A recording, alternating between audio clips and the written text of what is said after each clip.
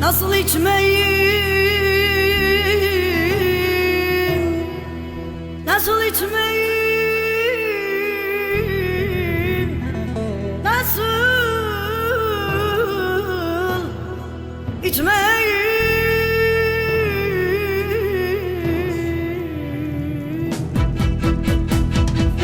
Nasıl elveda demişim benim gibi içenlere, nasıl elveda demişim benim gibi içenlere. Bir kalp size kapılıp da her gün acı çekenlere. Ben tövbemi geri aldım, Tanrım sen bağışla beni. Vefasız kuluna kandım, zehir etti gençliğimi. Nasıl içmeyim? Ben tövbemi geri aldım, Tanrım sen bağışla beni. Vefasız bir kula kandım, zehir etti gençliğimi. Nasıl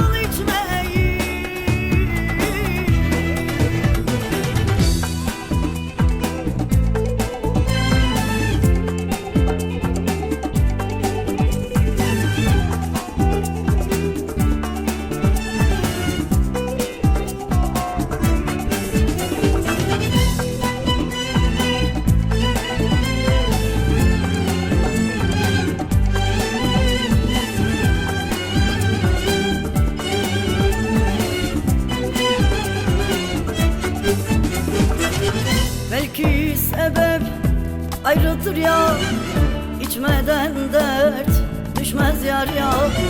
Belki sebep ayrıdır ya, içmeden dert düşmez yar ya.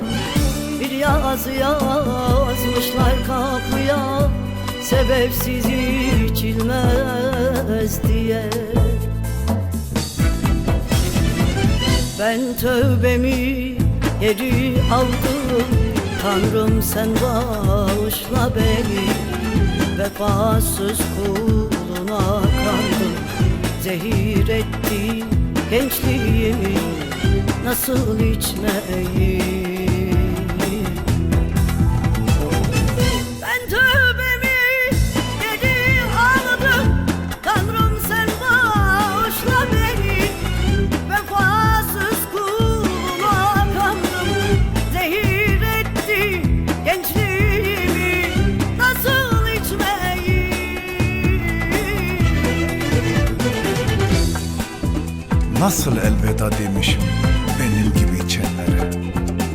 Bir kalp size kapılıp da her gün acı çekenlere. Ben tövbemi geri aldım, Tanrım sen bağışla beni. Vefasız bir kuluna kandım, zehir etti gençliğimi.